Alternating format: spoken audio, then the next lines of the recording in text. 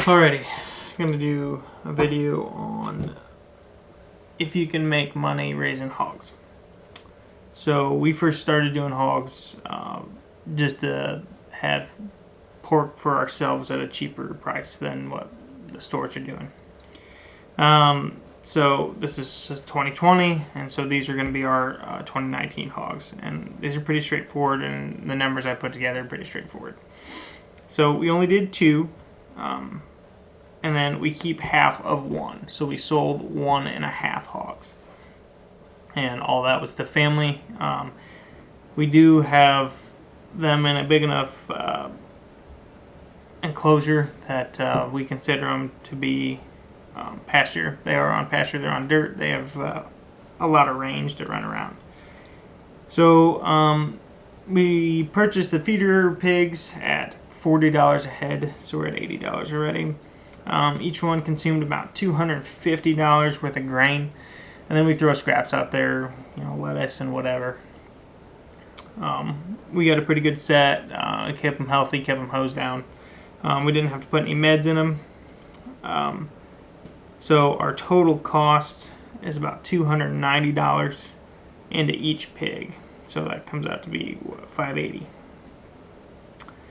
And then I got a pretty premium price with selling them family, and it being a pasture hog. That pork is more valued. It tastes way better. I know there might be people that argue against that, like people argue against grain-fed versus grass-fed beef. So everyone has their preferences, but there's a lot less pasture pork out there than there is commercial fed. So you can usually get a better price out of it if you can find the people that like that meat. So I was able to do that within my family. I got a pretty big family, so I was able to do that. And I sold at $2 a pound, which is a little over, well, it's over double market weight. So I got a good price out of them. So our biggest hog sold for $470, and that's $2 a pound hanging weight, by the way. So that's actual meat and not the excess guts or whatever. So 470 pounds, so it was 235 pounds of meat that came off that hog. It's a pretty good sized hog. I find raising them in the dirt where they can dig and tear stuff up is what they like to do. Helps them build muscle. Just like anything else, if you are stuck in a small pen and can't move around a lot, you're not going to build muscle. If you can go dig, play, run, do whatever, they build a lot of muscle. And we still got good bacon off them as well. So the second hog, like I said, we kept half of. So half of it sold for $195. So making the total of the two $665. Excuse me, knocked up my paper here. $665, which left us a profit of $85. So our total cost was $580. We sold the 1.5 hog for $665. We kept 1/2, so that's something to consider as well. And then we still made $85. So we paid for our half and then made another $85. That $85 went into a new water system for them that I have. I think I have 2 videos out on it now. First impressions and then a later review after it's been used by the 200-something pound hog.